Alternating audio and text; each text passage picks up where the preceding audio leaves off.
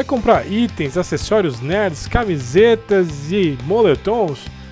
Compre no canal Sem Nada Pra Fazer, um e-commerce nerd pra você que também é nerd, cultura geek e tudo mais. Vemos por aqui vários itens e acessórios em promoção. E utilizando o cupom Ouroboros você tem desconto, ajudam o canal Ouroboros e o canal Sem Nada Pra Fazer. Abraço, Maurício, tamo junto. Hello, ladies and gentlemen, eu sou o Crono. Bem-vindos ao canal Ouroboros para mais um vídeo sobre Dragon Ball e aumentando nosso repertório sobre cosmologia e outros temas de Dragon Ball. E assim, por que eu vou colocar cosmologia junto com este vídeo que não é exatamente sobre cosmologia, mas eu vou começar respondendo uma questão de cosmologia.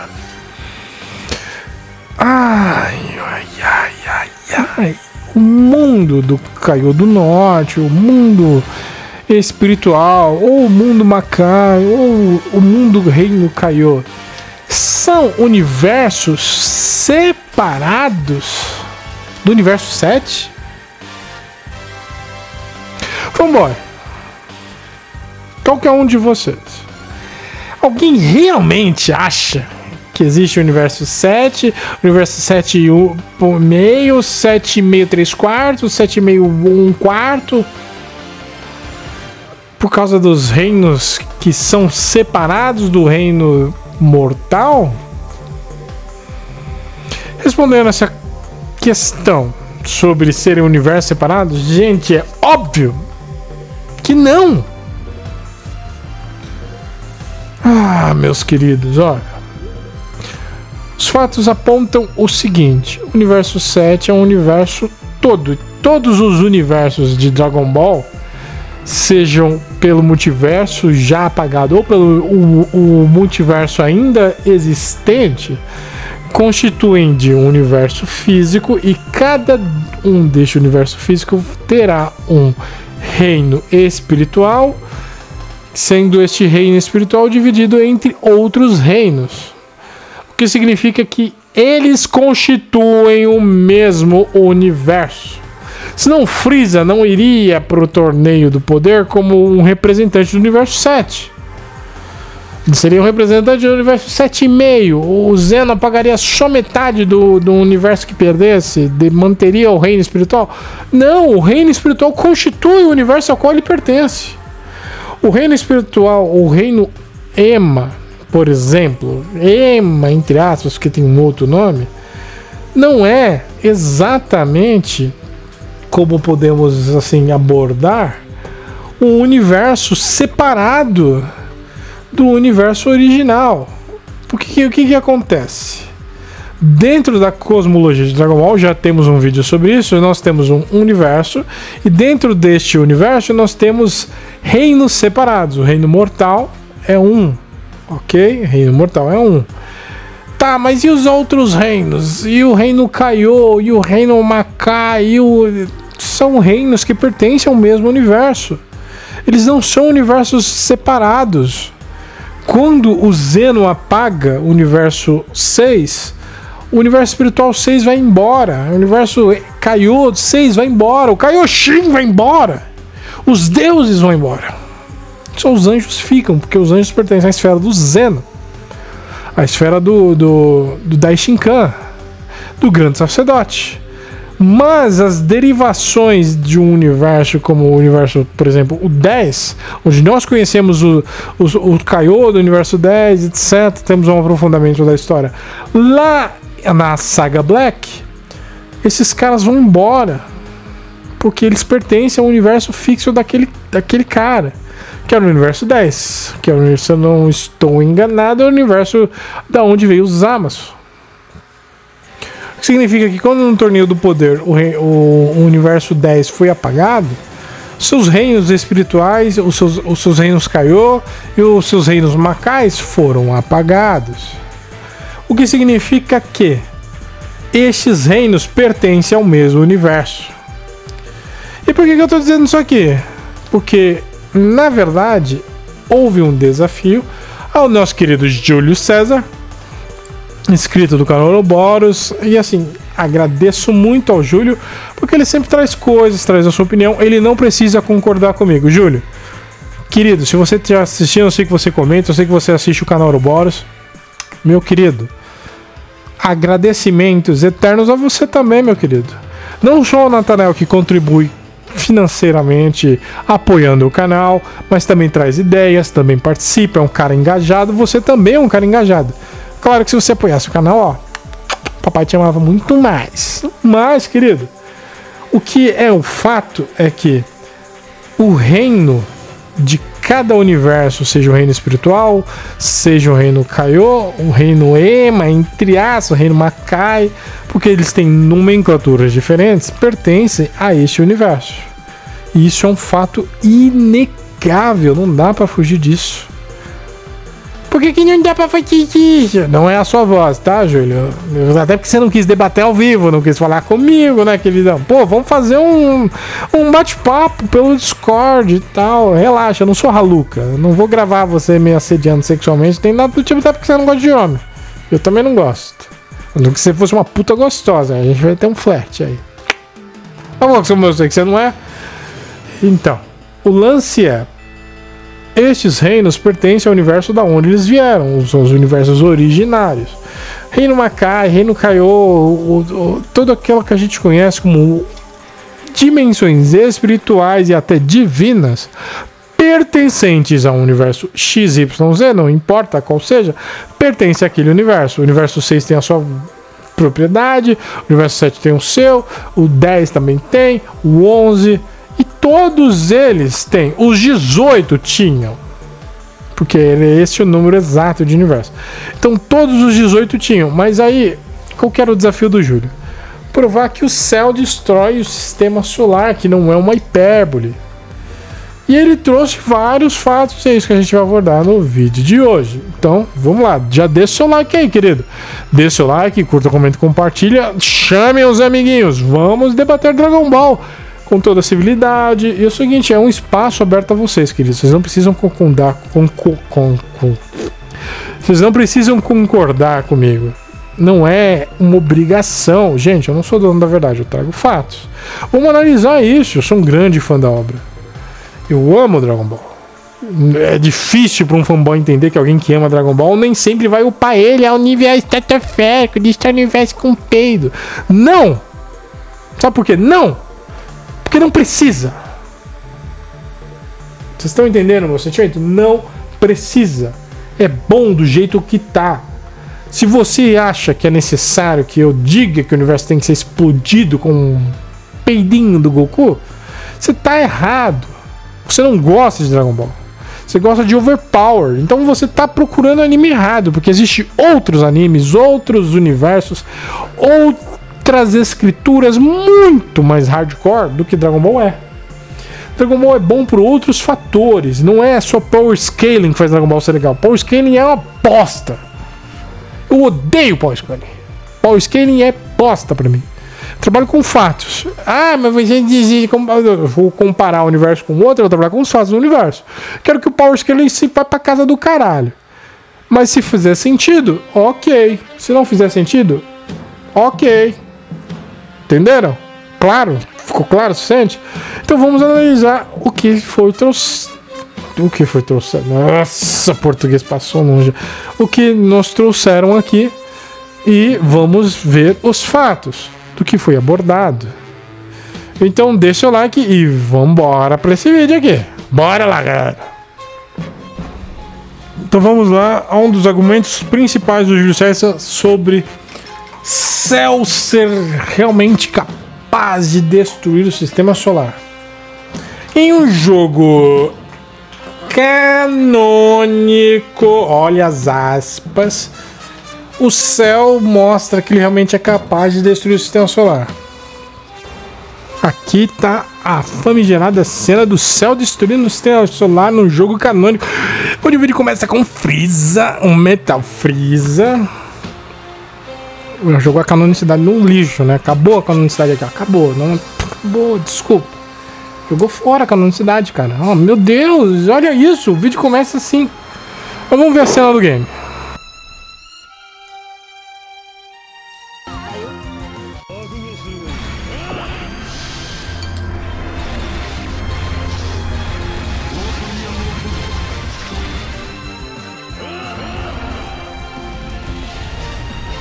Aqui vem um detalhe muito importante. O do Gohan, que canonicamente era muito mais forte do que o do Cell, lançou e destruiu o Cell, que estava utilizando todo o seu poder para resistir, não fez nada. Mas o do Cell, por acaso, destruiu todo o sistema solar? Não faz sentido nem com a obra. Não... Tá errado só aí. Já não bate. Então, peraí, como não existe jogo canônico de Dragon Ball? Simples. Todo jogo de Dragon Ball dá opções ao jogador para fazer as suas próprias decisões. É por isso que ele não é 100% canônico. Ele pode ter uma porcentagem de canonicidade, aonde alguns fatos que vão ocorrer nos jogos também vão ter ocorrido na animação e no mangá. Essa parte é canônica. Mas se nunca aconteceu na animação, nem no mangá, e nem foi retratado dentro da obra como algo verídico, deixa de ser canônico. E esta é a única razão de Dragon Ball Kakarot, que é um dos jogos mais canônicos de Dragon Ball, porque ele traz muitos elementos que podem ser considerados canônicos dentro da obra. Não é 100% canônico. Mas como assim não é 100% canônico? É simples, o Vegeta não ressuscita, não existe um mapa do mal, o Vegeta do mal, o Vegeta vivo lutando com um Vegeta que não é vivo, mas que é do mal. Não! Essas coisas não ocorrem no decorrer da obra, porque as mudanças são necessárias para que você se divirta com o jogo e faça histórias what if, como acontece em Sparking Zero, que desta vez decidiu falar, ó, e se? What if? Então, por exemplo, eu vou dar um exemplo de alguma coisa que é canônica e pode ser considerada canônica no Dragon Ball porque não contradiz nada e que veio de um jogo. Gohan encontra o 16 em uma batalha em meio de uma floresta e eles conversam lá. Isso pode ser considerado canônico? Encaixa dentro da obra? Melhora a obra? Sim! Exatamente, sim. Melhora sim a história, tal qual também melhorou quando temos ali uma passagem no Gohan chamando a 18 para sair entre Saga Cell e o começo da Saga Buu. O que mostra que houve um entrosamento deles maior off-câmera, sabe? Fora do que o mangá apresentou, fora do que o anime apresentou, o jogo trouxe isso para retratar uma coisa que faz sentido. Isso é a canonicidade dentro de obras que não são exatamente feitas para seguir um cânone da obra, porque elas não têm como seguir. Elas precisam implementar desafios novos, precisam implementar inimigos novos, precisam implementar diferenças, porque senão seria meio sem graça. Assim, na minha opinião, eu facilmente faria um jogo 100% canônico só para falar isso aqui, ó, jogue, viva a história. Mas seria chato você pagar por um bagulho que você pode fazer em qualquer jogo de Dragon Ball. De Dragon Ball que aborda o período do Dragon Ball clássico por final para Dragon Ball Z, todos eles fazem isso. Desde Dragon Ball Legends, que também é conhecido com um outro nome. Nesse caso, ele já tinha, isso assim, a gente está falando de um jogo de PlayStation 1, que é o nosso querido Dragon Ball, chamado de Dragon Ball Daishi no Ishikai. Agora eu vou esquecer o nome. Mas ficou conhecido no PlayStation como Dragon Ball Legends. E nele, e mesmo jogando em japonês, eu notei que aparecia um número no final de cada saga, de cada batalha que você participava. E esse número ia de 0 a 100, sendo 100 100% canônico, 0 sendo você não fez nada canônico. Como por exemplo, Saga Saiyajins. Nessa parte do jogo você tem que enfrentar Raditz e Nappa. Como guerreiros você tem a escolha entre Gohan, Piccolo e Kuririn e Goku. 4 guerreiros. Se eu pegasse o Gohan, derrotasse Nappa, Vegeta e encerrasse essa saga sem chamar Goku, sem chamar Kuririn, sem chamar Piccolo nem nada, o que era até difícil de fazer porque o jogo considerava que o nível de poder do Gohan não era tão alto quanto o do Vegeta na saga Saiyajin, o jogo assim não vai me restringir a não ter habilidade para fazer isso, porque eu já fiz. E é um jogo que eu tô pensando em trazer pra cá, talvez em live, talvez não, mas que é um jogo muito filé, assim. Pra PlayStation 1 era o melhor jogo pra se lidar com o Dragon Ball. Porque era muito bom. Porque você tinha golpe de bater na cabeça, socar e tal. Você não ficava dando spamando especial toda hora e matando o cara. Não, pra você dar um especial você tinha que encher uma barra de ki, fazer que você tava dominando a luta. E aí você dava um ataque.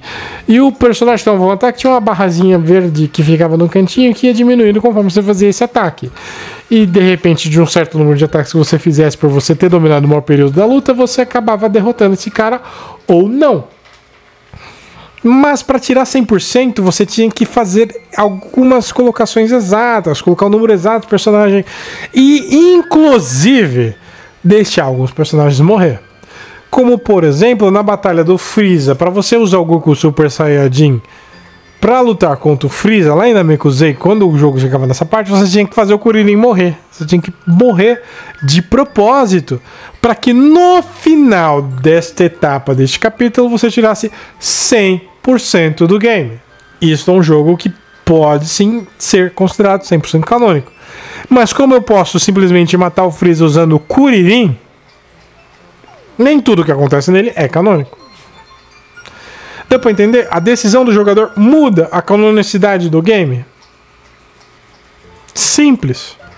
Nem todo game vai ser canônico, mas alguns deles vão ter algumas interações canônicas. O que vai definir se é ou não é a história. A história manda. Não é o que A pensa, B pensa, o youtuber X ou Y, Z ou eu penso. É a história que manda se é ou não é canônico. Se aquele evento pode ser considerado canônico ou não, é a história que vai me dizer pode ou não pode. Simples assim. Você dizer que teve um jogo que o céu destruiu o sistema solar. Querido, teve várias rodadas do Dragon Ball FighterZ que eu peguei o Nappa e debulhei o Bills. O Nappa da Saga Saiyajin. É canônico? Não é. No Dragon Ball Kakarot, eu adorava usar o Gohan, gostava dos ataques do Gohan. Eu debulhei todo mundo usando só o Gohan. Criança, sem Super Saiyajin, eu bati em todo mundo, só usando o Gohan. Isso é canônico? Por mais seja meu personagem favorito. Se vocês que não sabiam, sim, Gohan é meu personagem favorito. É o mais forte? Claro que não. Atualmente, talvez. Mas sempre foi mais forte? Não, por várias vezes ele foi um lixo. Trataram ele como merda. Mas eu gosto dele por outros fatores. Mas isso não é a discussão no momento. Mas é pra vocês entenderem que jogo não é canônico. História é. Jogo não é canônico. História do jogo, no máximo, é um what if. Principalmente se o jogador tiver a opção de fazer o que acontece na história ou não. No máximo é um what if. Mas podem haver interações canônicas. Podem, mas não é porque essas coisas podem acontecer que todo o conteúdo é canônico. No próprio Dragon Ball Kakarot, a força Red Bull estava vivaça, tinha base, o Goku ia destruindo base depois de ter vencido o Piccolo. Tem Saibaman no meio da Saga do Céu. Tem refugiado do planeta do Freeza, entre aspas, do exército do Freeza, que vai aparecendo esporádico. Ressuscitam Raditz, ressuscitam Vegeta, ressuscitam Nappa, ressuscitam Freeza. E você tem que lutar com eles no meio do jogo. Isso não é canônico. Você tem Android, que nada mais é do que uma cor azulada do Android que aparece em Dragon Ball Clássico. Ele é um chefe, boss, que você tem que matar ele com o Trunks do futuro já com o Super Saiyajin, como se fizesse sentido um inimigo que morreu no Clássico ter dificuldade para lutar com, sabe, o Trunks Super Saiyajin da Saga Cell ter dificuldade para matar o inimigo do clássico que o Goku clássico matou. Não faz sentido. O Yantia comprando Android tá nesse jogo. Então tire da cabeça, gente. Não faz sentido. Tem que fazer sentido com a história. Foca na história. O importante de Dragon Ball é história. Ai, mas eles dizem que Dragon Ball não é... Pau no cu de quem diz isso. Dragon Ball tem história, mas esse é o foco que vocês vão focar. Como vocês focam em outras merdas, a história fica pra baixo. Foquem na história. Pra você decidir se algo faz ou não faz sentido, história. História faz sentido na história? Não faz sentido? Faz sentido? Não faz sentido. Entenderam? Simples. E aí, assim, a minha pergunta base para refutar este argumento, que, sim, gente, é óbvio que é um exagero. O exagero chama-se hipérbole dentro das figuras de linguagem. Por que é um exagero? Porque aí vem a pergunta. Galera, qual a habilidade de que do céu que consiga atingir todo o sistema solar de uma vez só? Qual a habilidade? Ele poderia com o Kamehameha atingir Vênus aqui e ao mesmo tempo atingir Urano aqui, sendo que é um ataque só, tem que pegar aqui e fazer efeito aqui. Ele tem esse tipo de habilidade? O Zeno tem. Bios provavelmente também tem, nunca foi mostrado, mas tem citações que indicam que ele tem, ele pode fazer isso. Goku Instinto Superior tem? Não. O céu vai ter? Não, porque ninguém consegue responder essa pergunta porque não tem. Então, assim, se ele não consegue ter um range, uma área de efeito, veja um vídeo sobre a área de efeito para vocês entenderem melhor o que é realmente a área de efeito. Em Dragon Ball, pelo menos. E ainda vai ter uma parte 2 falando de outras obras. Mas se o céu não tem, e se o Goku o Instinto Superior não tem, o céu, que é bem abaixo, vai ter? Não vai, ele não tem. O ataque dele de maior área é a expansão de Ki que ele faz, assim, de Ki entre aspas, que é uma barreira, que é nada mais nada menos que o ataque do número 17 ampliado numa área enorme. Mas não é planetária. Como ele vai atingir 2 corpos distantes? O sistema solar é enorme. Para você atingir o sistema solar inteiro com um ataque só, é muito difícil. Absurdamente difícil. Tanto que falar em explodir sistemas solares, galáxias inteiras, de fato, só veio ocorrer essa ideia de fato. Não só na falácia, mas ó, isso vai acontecer. Não só um flerte com a própria vitória. Tava lá pra saga granola, que a explosão vai pegar uma boa parte da galáxia. Ah, mas teve um filme filler de Broly. Ai, filme filler. Nossa, como isso é relevante para a canonicidade da obra. Devo considerar o filme filler. Ai, tomar no cu. Entenderam? O range não bate. E isso quebra muito, muito a obra. Aí me veio gente dizer o seguinte: não, mas porque as rajadas de Ki de Dragon Ball são omnidimensionais. O que é bobagem num nível absurdo. Tem na certa verdade? Tem, mas a maior parte é mentira. Qual é a certa verdade?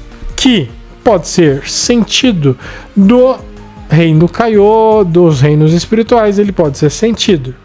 Isso seria um fato que comprova que o Ki tem uma capacidade além do plano físico, da dimensão humana, do reino mortal.